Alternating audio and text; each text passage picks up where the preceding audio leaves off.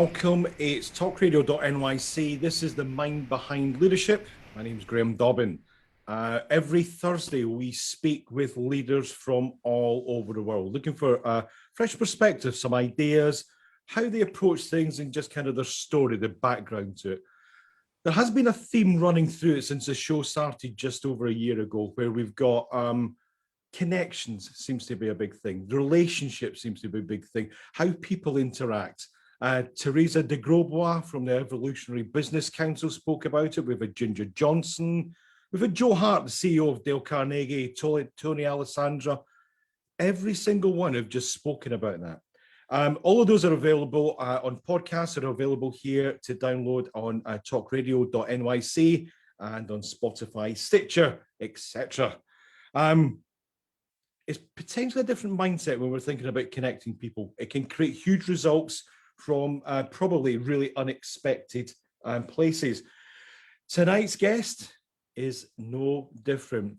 I am absolutely delighted. We have Terry Hamill as our guest this evening. Now, Terry's life has been focused on connecting people. You'll see that in a moment.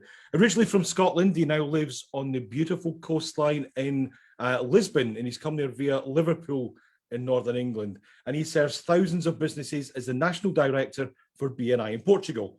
But there's more, a lot more. Sit back and relax. In June this year, he started off as a co-national director for corporate connections in Portugal and the UK.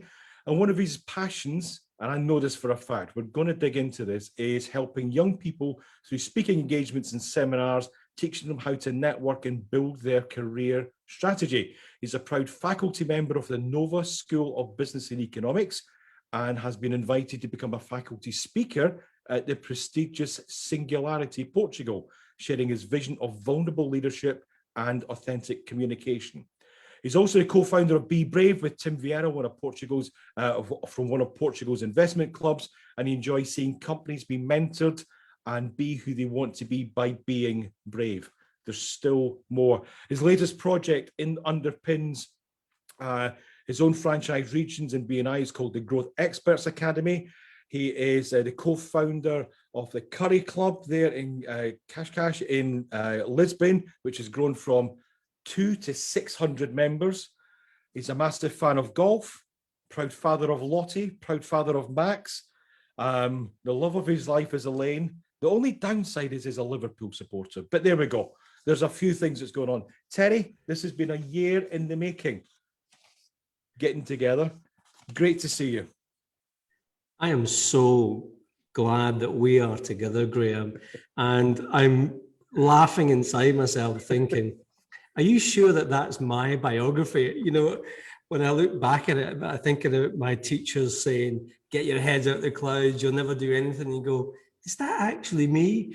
And I'm really glad that the audience is having two Scotsmen tonight, because that's the translation issue straight away. So it's great to see you, Graham. Thanks for the invitation. No, genuinely, it's great to have you on here. You mentioned Scotland, you mentioned teachers. I've got intimate experience of that, being told that we weren't going to amount to anything. How does someone go from that to this incredible list of different businesses that not just the businesses you're involved with, but the businesses it touches? Give us a background. How did you leave that class and get to here? Well, it's funny actually. I was in a training session today, and we were talking about imposter syndrome.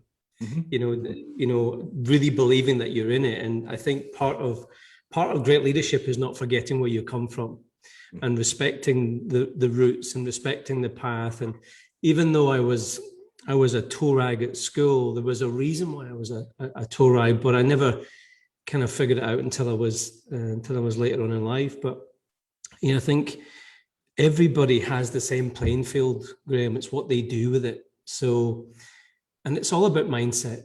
And I think the biggest influences for me came from pain, because my father was a dreadful guy. He beat my mother almost every day when we were there. So I remember those parts and thinking to myself, I never want to be that person. And I love barbecues, by the way, because she burnt every piece of his clothing in the garden when she kicked him out. So I love the sense of flames and fire. It's like almost like that release. And my mother, even though she was about 4'6", she was the one that always believed in me, no matter what was going through our lives. And then something happened. I mean, something happened when I was 7 that I didn't really understand at the time. It was a game changer, where I was extremely happy. My mother was amazing. I was pretty good at school, at the younger school. And then at 7, something kind of clicked. And my mother had to put me into a boxing club because I was fighting on the street and really off the scale. And then, like a long story short, and I talk about this. In fact, one of the things that you said there before is I talk about vulnerability in leadership with singularity, is that I discovered that I was actually abused when I was a young kid, but I didn't know about it, Graham. It wasn't something that I remembered. The other person who was there remembers every single day, but it was almost my subconscious was trapped. And then I discovered it by a great friend of mine when I was 28, and all that suppression and that subconscious protection made me an aggressive child. And it took a while to get out of it, but all I wanted to do was love people, and I wanted people to love me. And I had this desire and passion, but I didn't have any clarity on it, that I just wanted to help people. And you know what? I got kicked out of school at 15, Graham, and I was glad to leave, by the way. I had an agreement with them. They hated me and I hated them. And my brother got a job in a hairdressing salon and said, why don't you come and work in a hairdressing salon? And I was like, yeah, great. You know, I think success is doing the things that others won't. Just go for it, try it, and see what happens. And I think hairdressing has been a really good grounding for me, because I get to charm people, from men to kids to old ladies. So that was a good training for me. And I think that was the start of service, because I think leadership is about serving. Leadership is about caring for people. Leadership is about listening to people. So the vulnerability piece, I think, is so important in leadership. And I hope we talk about that tonight, because I really want people to be better people in the world. Stop trying to pretend that everything is a certain way. It's okay not to be okay. And I love connecting with other leaders that are okay to kind of say that we messed up. Because you were also a bit of a dropout at school, you know? I mean, your history is a little bit similar to mine. Thanks for highlighting that. I've got this persona, Terry. I've got this persona to keep up. Yeah, I left school very early, and it was kind of almost the done thing in Scotland at that point in time. You went out and got some work. If you managed to get there till 16, you were doing well, and that's just how it went. It's really interesting. One of the things that get involved in heavily, you say that you were maybe aggressive, you were confrontational, but that was almost a protection thing. It's interesting when we talk about behaviors, and this is probably one of the most difficult parts of leadership or connecting in all parts of life, is looking at beyond someone's behavior and why it's actually happening. Yeah, I think the older that you get, like I'm 50 now, the more understanding you have of what's going on in someone else's life. So, many times, certainly in a networking environment, the people that are almost aggressive are almost negative in a way. It's a cause of something else. So if you're the one that puts the arm around them and listens, you win over that person more than anybody else, because no one wants to be around them because they're creating a lot of drama. But I really love that challenge, because we don't know what's happening. But if we can just pause and just listen and just get our own self-centeredness out of the way, oh my God, you find some amazing conversations. I remember going back, there was a guy who was in my first ever BNI group, and he was a really aggressive guy. I mean, he would turn up late, he'd be smoking in the room, he'd tell people he'd be swearing at people and all that. And I said to him one day, I said, you need to kind of change what you're doing. What are you doing? He said, you're the only person that spoke to me. I said, let's go and meet each other. he gave us one of the biggest introductions because I was the only one that actually went out and cared and talked to him. So I think a lesson is always look for someone that has that feeling of something's not right and pay a bit more attention. You know, there's a great story. There's a great story just recently. Last Wednesday, my wife and I were driving back from friends, and we'd seen a couple of hitchhikers. Now, this was at 9:30 at night in the dark, and there was a young teenage couple. And I drove past them. I drove past them, and my wife said, something's not right there. So we said, let's go back. If we didn't go back, Graham, they would have had a 3-hour walk because the tourist bus had left them at the middle of a place called Cabo de Roca, which is the most westerly point. It's the last point of Portugal. And we went back and picked them up. And I'm so glad that it doesn't matter to do with business or whatever, but look out and help people. I think that's a great sense. And, you know, it was both our decision because you never know what crazy people you're going to pick up these days. But I thought that could be my daughter or my son. Mm-hmm. So everywhere you can find a moment of helping others, whether it be in business or universities or whatever, take it, do that risk, because I know that those 2 Italian kids will be back in Pisa, they're from Pisa, almost in gratitude for this weird Scotsman that's driving 150 mile an hour in a Porsche. What the hell are they going to kidnap us? But it was that moment that we saved them that day. So I think whatever you can save someone, stand up and be courageous. It's interesting because it seems to be that we make rules for the small percentage of things that might go wrong, rather than the times where, so we say there's a fear of maybe picking someone up, there's a fear of stepping out and looking different, there's a fear of it just making that difference.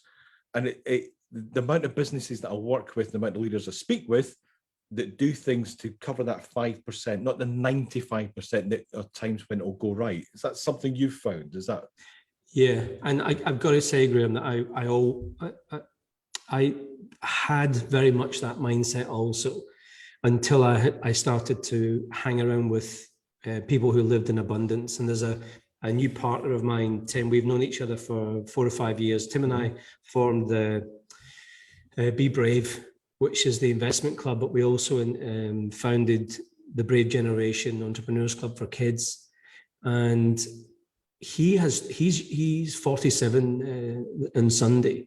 I have never met a guy who is extremely risk averse, extremely passionate and positive about everything. And I would sometimes go in a little bit of, what do you think of that person? It's like, hey, doesn't matter. It doesn't matter. Let's go for it. So I think our natural default is it's a protection system, isn't it? It's a protection for that. But I think if you can find people that are insanely positive, then it really rubs off on you. And I loved him. I called him today and I love him. I love him. He's done so much for me. I mean, his businesses are phenomenal, but just the attitude. And I think it's a common statement these days, but you are the average of the 5 people you hang around with. Mm-hmm. So if there's people that are pulling you down, just choose another one. Just get somebody else. Like, when I went to Manhattan with you, Grail, I've told this story forever. I had 5 Manhattans in Manhattan with you. That's what life's about. It's about enjoying yourself and enjoying the space, and I don't remember doing that at all. I don't remember much of it either. I don't remember much of it. It's a great night. Look, we're going to go to a break in a moment. What we'll do when we come back, I'm really curious about how we moved from being that hairdresser, sort of 15, 16, 17-year-old, up to the 28-year-old. Then we've got that change. And I also wonder what culture and kind of that upbringing, does that make us different in our outlook and how we care about people? And then we'll look at vulnerability in leadership as well. You're listening to The Mind Behind Leadership here on talkradio.nyc. We have Terry Hamill, which I'm absolutely delighted to say. We will be back after these messages. Have you ever thought of reinventing yourself? Are you looking to create a new life's journey? Hi, I'm Kevin Barbaro, host of Coffee Talk XL every Tuesday night live, 8 p.m. Eastern on talkradio.nyc. Tune in live to hear me and my guests from a variety of different backgrounds. As a former college coach and a current full-time actor and owner of multiple companies, my show is as eclectic as my life. That's Coffee Talk XL every Tuesday night, 8 p.m. on talkradio.nyc. Are you interested in having a better relationship with yourself, others, and God? Greetings. I'm your host, Dr. George Andow, for the show, A Journey Through into Awareness. On my show, we journey into the awareness that the mind of God is the true seat of our personal consciousness. We join together each Monday at 7 p.m., so tune in on Talk Radio NYC. Are you a conscious co-creator? Are you on a quest to raise your vibration and your consciousness? I'm Sam Leibowitz, your conscious consultant. And on my show, The Conscious Consultant Hour, Awakening Humanity, we will touch upon all these topics and more. Listen live at our new time on Thursdays at 12 noon Eastern Time. That's The Conscious Consultant Hour, Awakening Humanity, Thursdays, 12 noon on talkradio.nyc.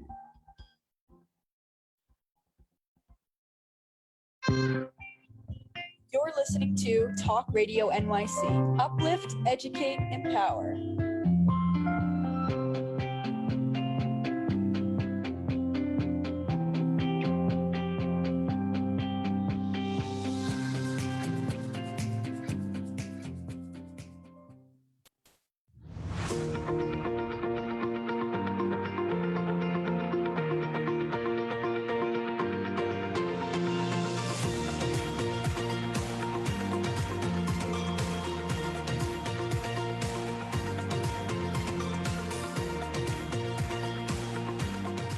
Welcome back to The Mind Behind Leadership. This is an international show. We're coming live from New York City via Sydney to Portugal.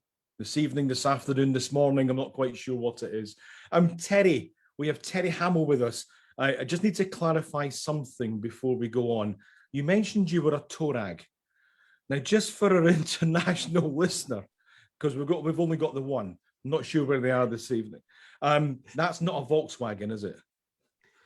That's not a Volkswagen, but you used to drive one of them, Graham, if I remember rightly. That's right. True, that's true. So what's a Torag? What's your definition of a Torag?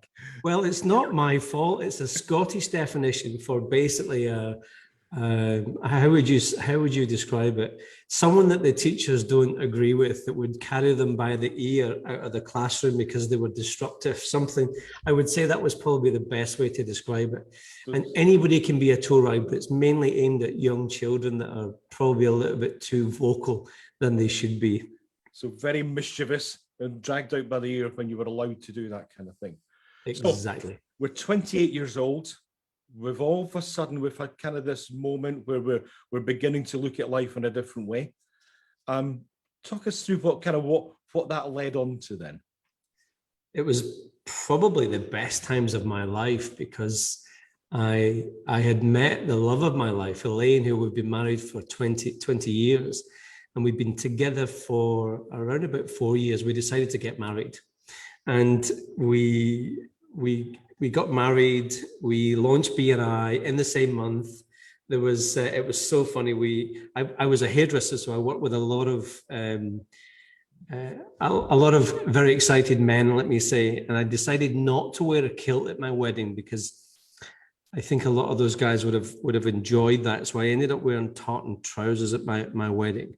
And I remember having 300 people there and just loving being around people, because it was at the point, Graham, that I had worked with a therapist to deal with the abuse thing.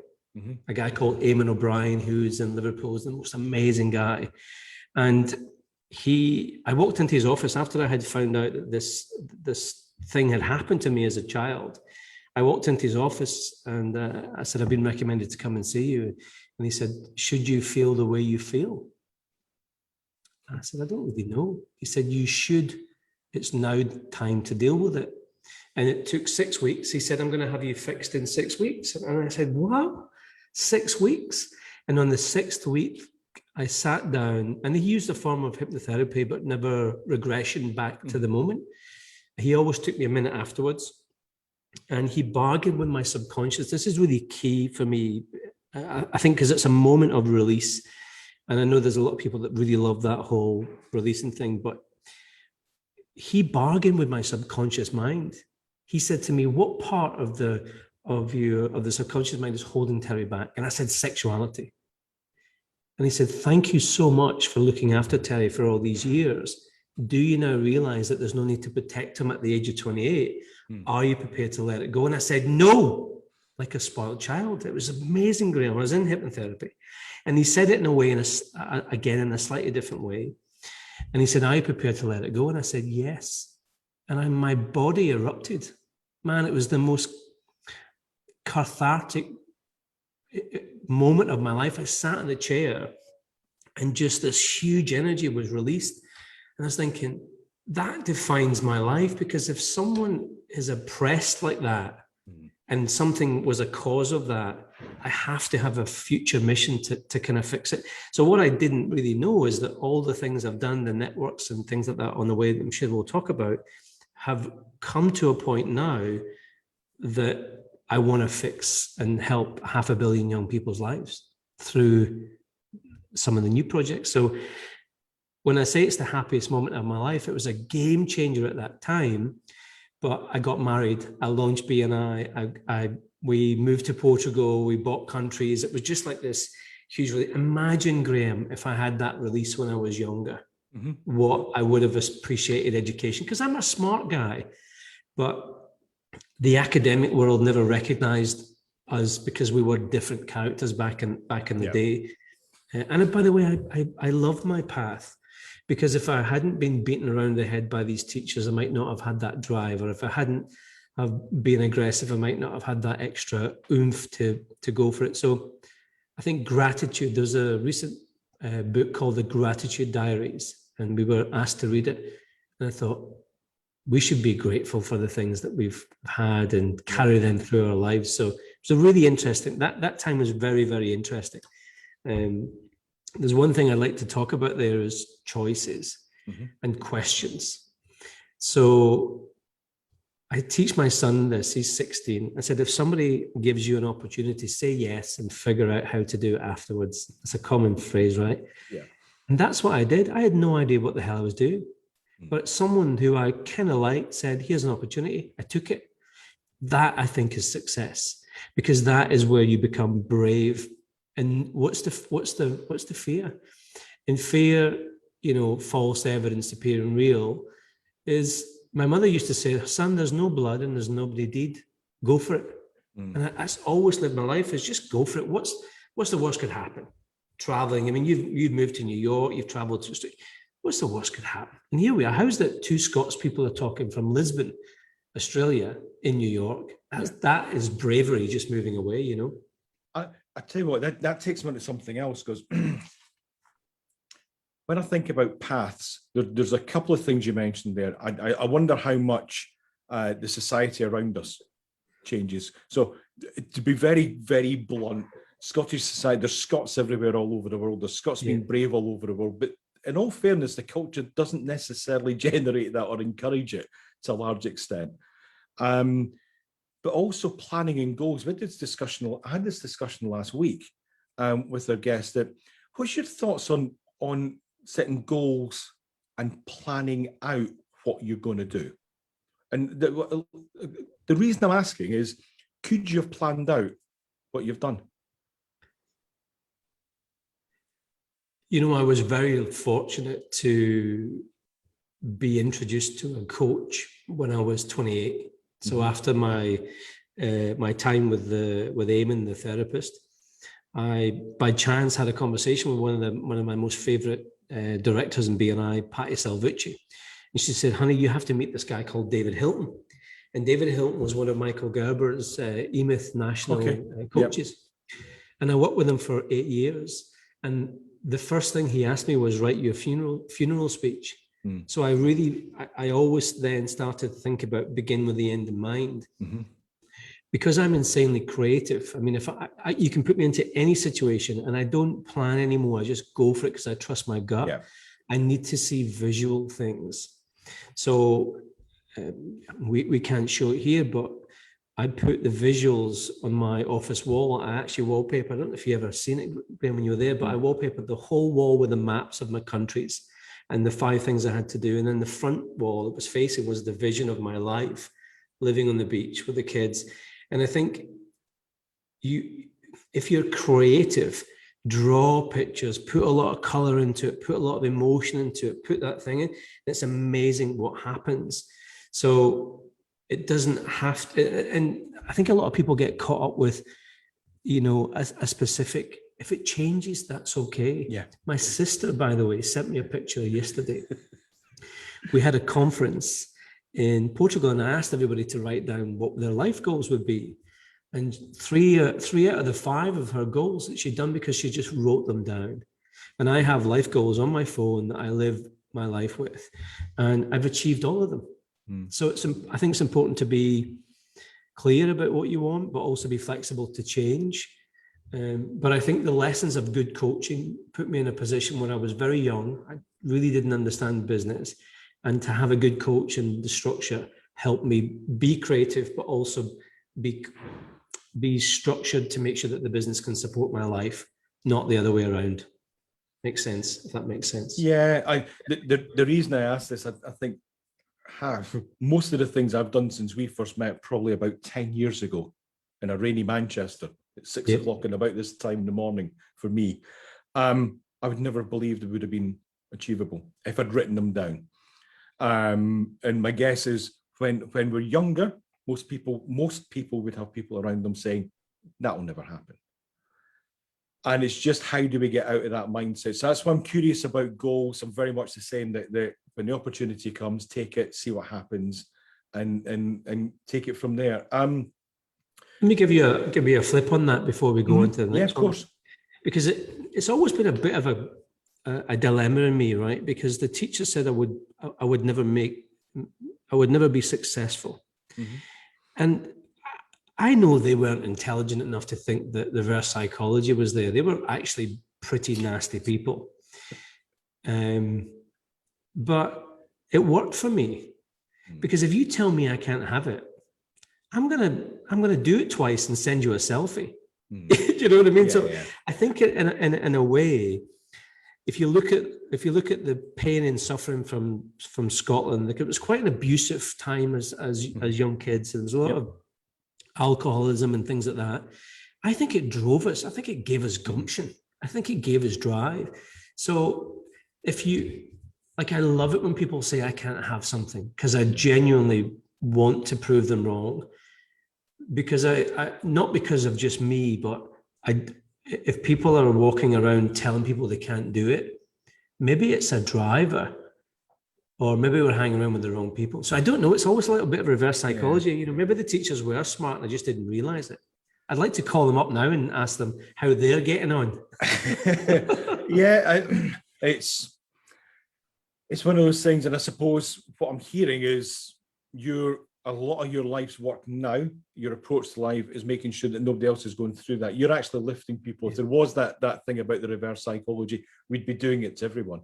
But we actually know the best way is by lifting them. We're going to go to a break in a moment. When we come back, really curious about now digging in a little bit more deeply about the work that you're doing at the moment, especially with Nova and Singularity and the young entrepreneurs. You're listening to The Mind Behind Leadership. We have Terry Hamill. It's live on talkradio.nyc, and we'll be back after these. Do you feel uninformed about menopause and how it impacts on your life? Hi, I'm Pat Duckworth, women's health strategist and host of the Hot Women Rock radio show, empowering women leaders at menopause. Join me every Thursday at 10 a.m. Eastern Time, 3 p.m. UK time on talkradio.nyc for interviews with inspirational women who will share their top tips to rock your world. Hey everybody, it's Tommy D, the nonprofit sector connector, coming at you from my attic. Each week here on talkradio.nyc, I host a program, Philanthropy in Focus. Nonprofits impact us each and every day, and it's my focus to help them amplify their message and tell their story.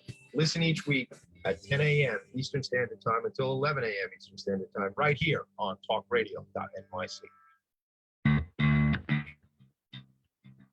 Are you a business owner? Do you want to be a business owner? Do you work with business owners? Hi, I'm Stephen Fry, your small and medium-sized business or SMB guy, and I'm the host of the new show, Always Friday.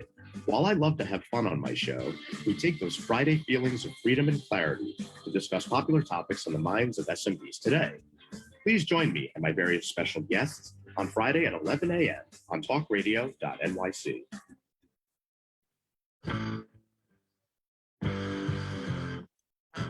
Do you run or are ready to open your own business? Hi, I'm Jeremiah Fox. I've been operating and opening small business for the last 25 years, and I'm the host of the new show, The Entrepreneurial Web. Tune in every Friday at noon Eastern Time for insights and stories on the nuances of running small business right here on Fridays at noon, talkradio.nyc.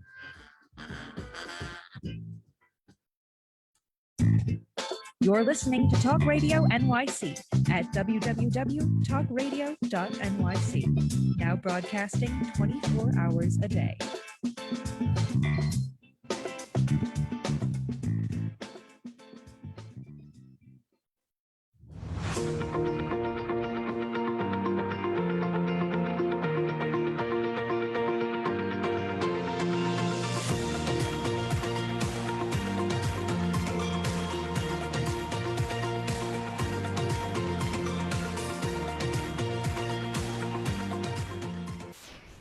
Welcome back to the Mind Behind Leadership. Terry, I see that you're enjoying that music. It's not quite Ibiza, but it's not bad, is it? You know, I love music. You know, in my spare time, I DJ. You know, and here's a take on that. I think you've seen when I did this in America. I don't like to dance. I like to be the one that provides the space for people to dance, which is an interesting dilemma. Yep. I'd rather be a server. That's why by the way, I'm a terrible DJ. But you know what? people say, play that song. I can't mix it, but I give people the songs that they want. So I just love music. And Graham, I really miss you. I really like working with you. It's so nice to see you. So nice to see you. Likewise, this is taking too long to get together. Look, I've got this list here. I've got this list of the things that you're involved with. I don't know how many hours you've got in the day, but what is a typical kind of week or a month look like when we've got things like the Nova School, Be Brave, Singularity, we've got the Curry Club, we've got BNI. Talk me through kind of what you're doing now, Terry, and how you're touching people.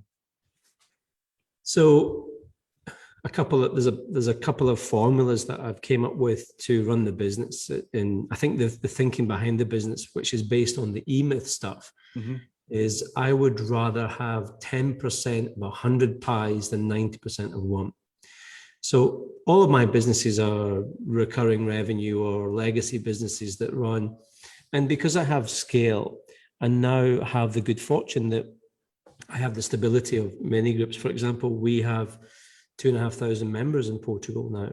So it's taken since 2003 to build that up, but it's a recurring revenue. Our members win, we win, our franchises are happy. We don't lose people.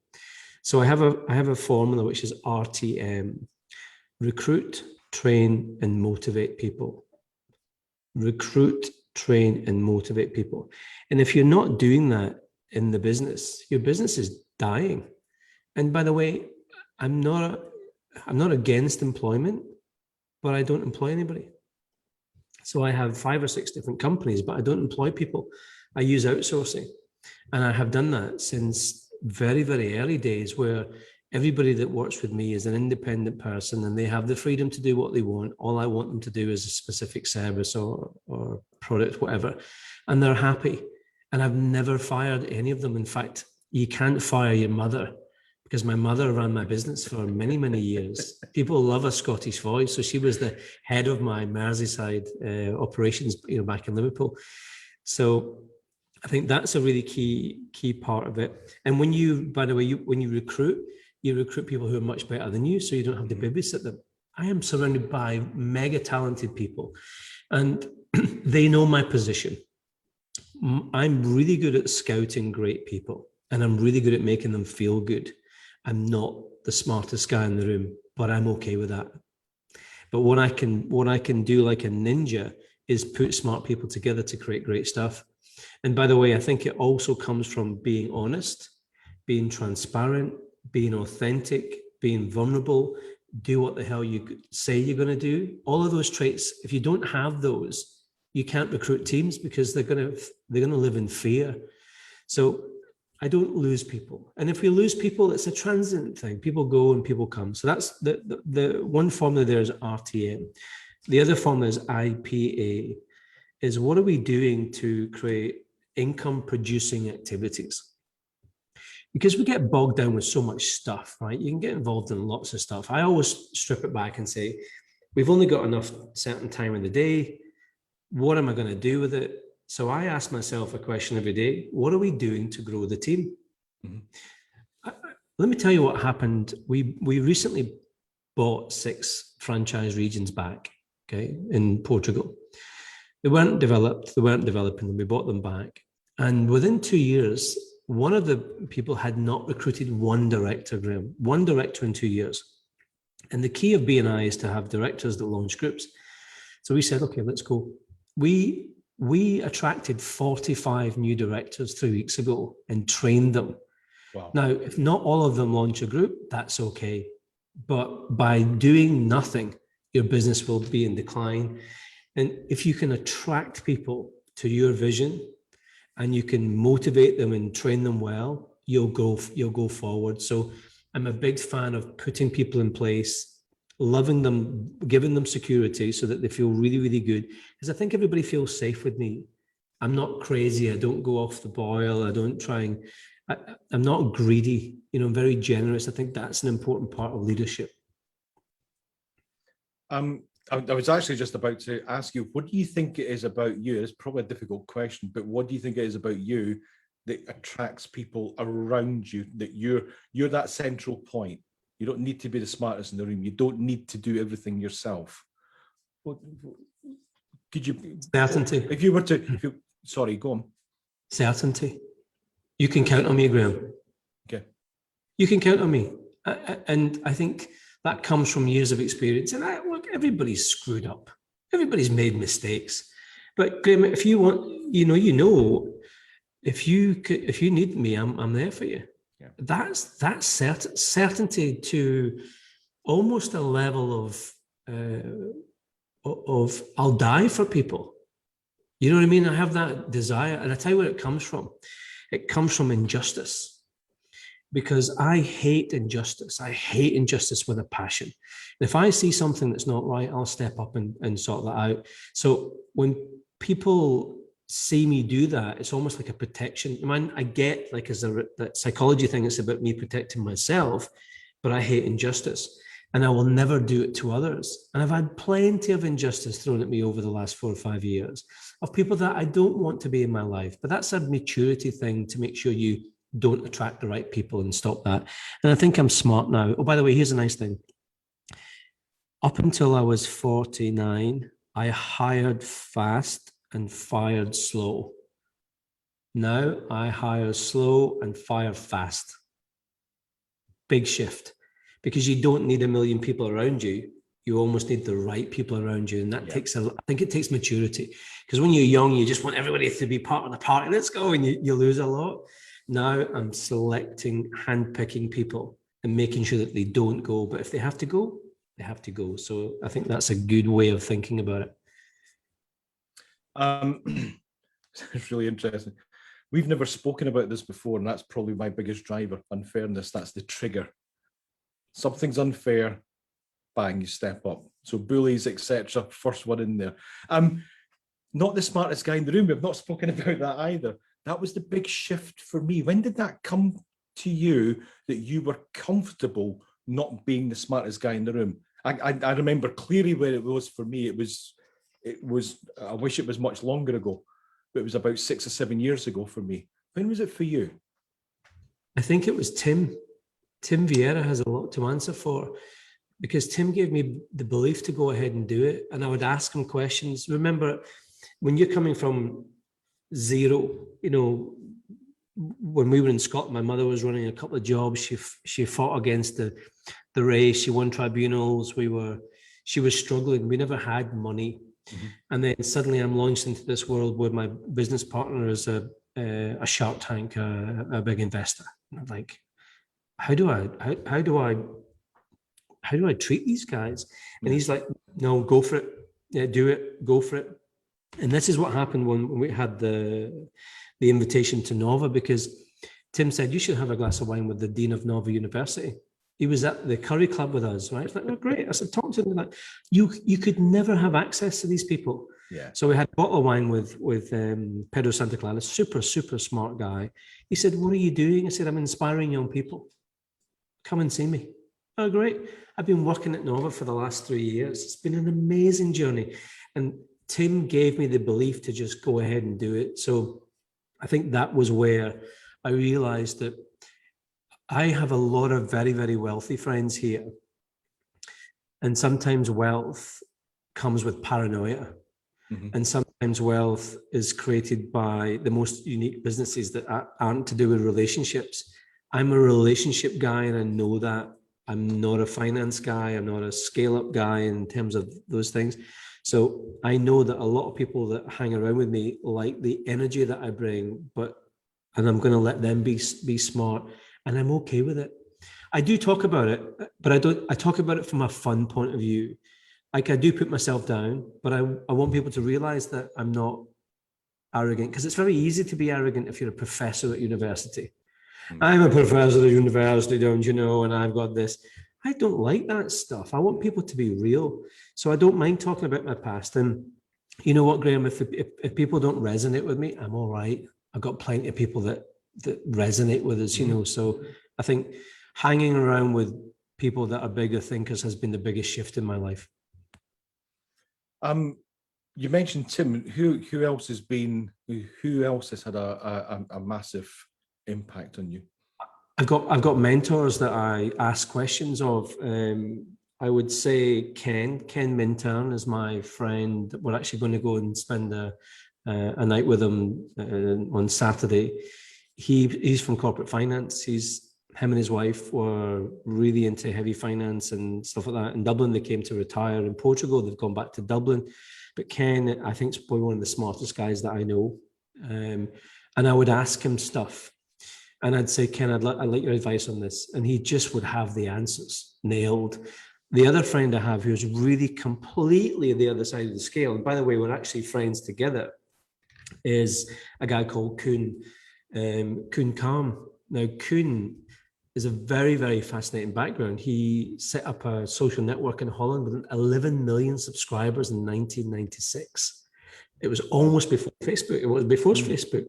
Koen is the most re-engineered thinker. So if I ask him something, he comes at it a completely different answer. And by the way, my son is being mentored by Koen right now on investments 16. And Kevin, who's one of my dearest friends that I play golf with, is a lawyer. And he's my balance guy. You know, he knows exactly what's going on in my life. He treats me like a son. So I go to those people and ask for advice. I think if you can surround yourself with good mentors and people that care for you, and not be afraid to ask difficult questions, you know, like when your life is going in the wrong way. I mean, I almost lost a couple of years of my life. I got involved, as you know, I got involved in a business that just the leadership was wrong for me, and I lost a lot of time and money. And my friends knew that, but they had the guts to tell me I made mistakes, and they had the guts to tell me that I should do the things that I'm good at, because we can get distracted by doing things that we think we're good at. But go back to what you're great. You're great at this. You're great at doing the training. Don't go make widgets. So I think it's having the people around you that understand your strengths and tell you to be grounded in those strengths has been a big game changer for me.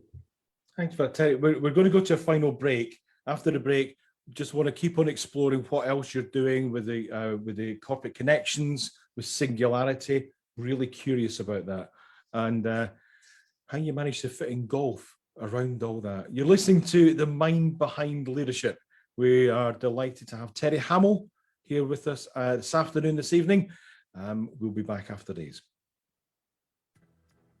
Are you passionate about the conversation around racism? Hi, I'm Reverend Dr. TLC, host of the Dismantle Racism Show, which airs every Thursday at 11 a.m. Eastern on talkradio.nyc. Join me and my amazing guests as we discuss ways to uncover, dismantle, and eradicate racism. That's Thursdays at 11 o'clock a.m. on talkradio.nyc. Are you a small business trying to navigate the COVID-19 related employment laws? Hello, I'm Eric Sauver, employment law business law attorney and host of the new radio show, Employment Law Today. On my show, we'll have guests to discuss the common employment law challenges business owners are facing during these trying times. Tune in on Tuesday evenings from 5 p.m. to 6 p.m. Eastern Time on talkradio.nyc. Howdy, I am Joseph Franklin McElroy, host of the new podcast, Gateway to the Smokies. It airs on talkradio.nyc every Tuesday night from 6 p.m. to 7. Every episode is dedicated to memorable experiences in the Great Smoky Mountains National Park and surrounding areas. This show features experts and locals who expound upon the richness of culture, history, and adventure that awaits you in the Smokies. Tune in every Tuesday from 6 p.m. to 7 on talkradio.nyc.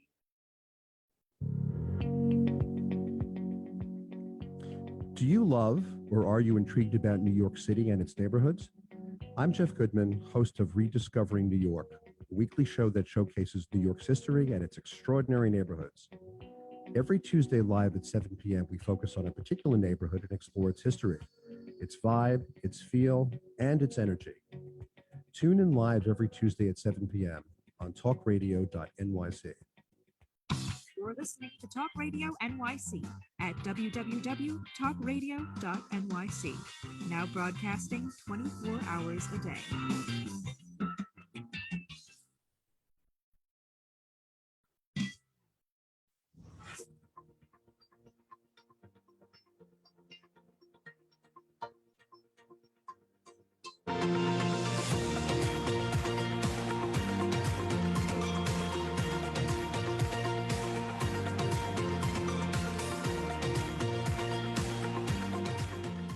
Welcome back. You're listening to The Mind Behind Leadership live on talkradio.nyc. We have Terry Hamill with us live from Portugal. Terry, tell us a bit more about the other businesses that you're involved with. It looks like you've got a couple of new ventures that have happened over the last year or so. Yeah, thank you, Graham. So, for 22 years, I've been a BNI fan and national director and stuff like that. And then this kind of new direction in the universities has been fascinating. I've met some incredible people. And, so I think the difference of being an entrepreneur at university is that you deliver things like you would do inside your business. You deliver the structure differently. You bring a whole new flair to it. And again, and I know that you also feel that it's no disrespect to the academics that teach there. Yeah. But when I do my sessions, music's on at the beginning. Everybody stands together. There's no laptops. It's about connecting. It's about understanding each other. It's about moving around. So you're bringing that entrepreneurial spirit inside the university. So I was home. I was in Scotland, and I had a call from a guy who headed up Singularity University in Portugal. And he said, Tim Vieira has recommended you as a potential speaker. Again, this is hanging around with the right people, right? And I said, what would you like me to talk about? He said, I don't know. What do you want to talk about? And I said, I think I'd like to talk about vulnerability and leadership. He said, okay, let's go for it. We spent 4 days with a company called Talk Boutique, which are the guys who teach the TEDx people. Mm-hmm. They spent the most incredible time ripping our story apart and transforming in a way that makes an impact. And this lady, who I'll never forget her, she told my story and I cried my eyes out. It was like, that is an unbelievable way of structuring it. And since then, I've been doing talks for large oil companies, for large insurance groups, people that I would never talk to before on singularity. And because of the last 6 years, I've been hanging around with more corporate, just because of the university and other things. It seemed to be the perfect storm to get involved in corporate connections.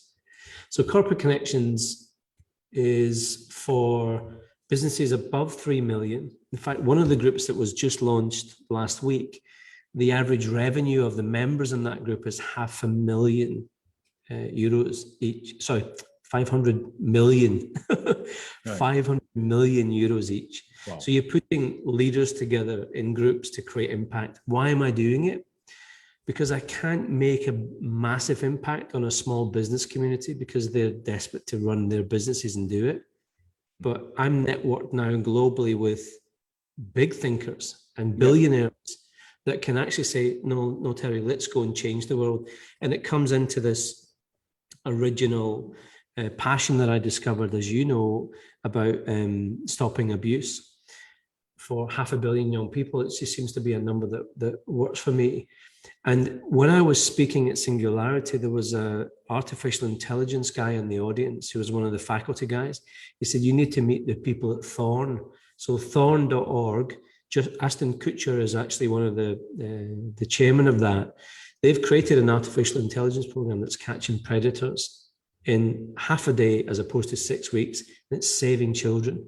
So imagine me connecting someone like Thorn to big thinkers and changing the world. So it's impact. And if I can do that with a network that I love and I'm having fun with, and they can shift it, I think that's the path. I'm actually going to head up, I'm going to host TEDx in Portugal for its first time with the university. And I love that type of stuff. I mean, I did a comedy stint in Liverpool. And by the way, if you're a comedian, the best place to test it is Liverpool, because everybody's a comedian in Liverpool.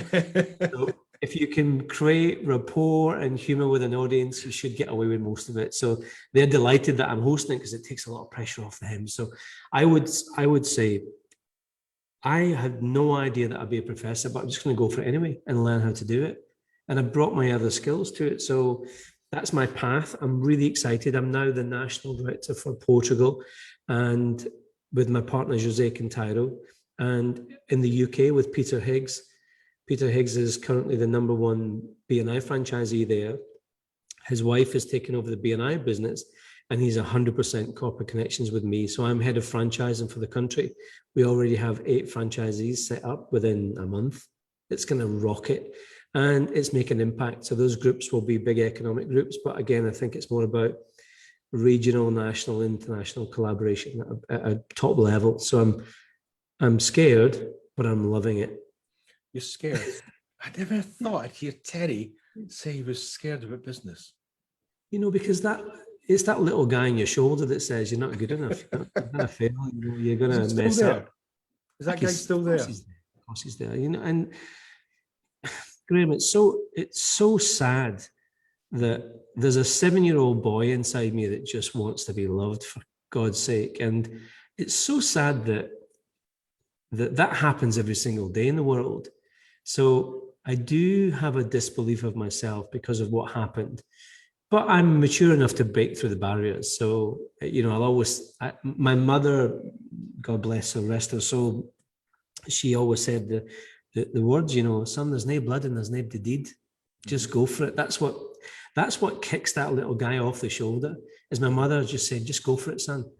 And I'm proud of what we've created as a family together, because our family is really the driver for this. Yep.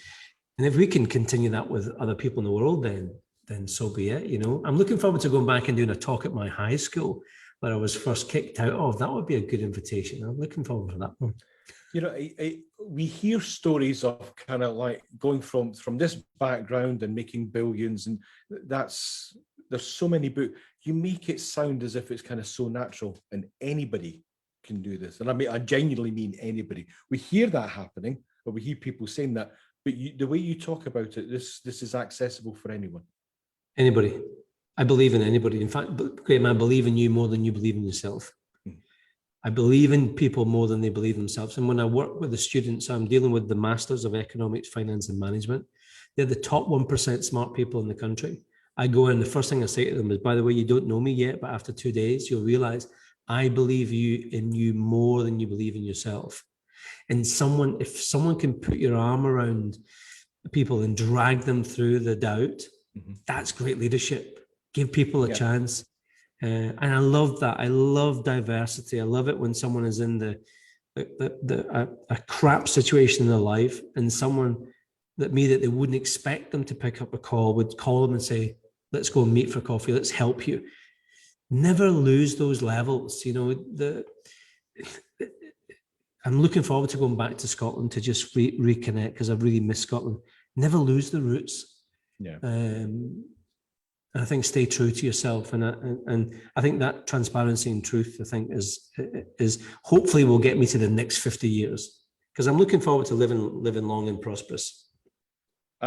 Terry, what a way to finish off this hour. It's absolutely flown by. Kind of some of the highlights about not being the smartest guy in the room, being comfortable with that.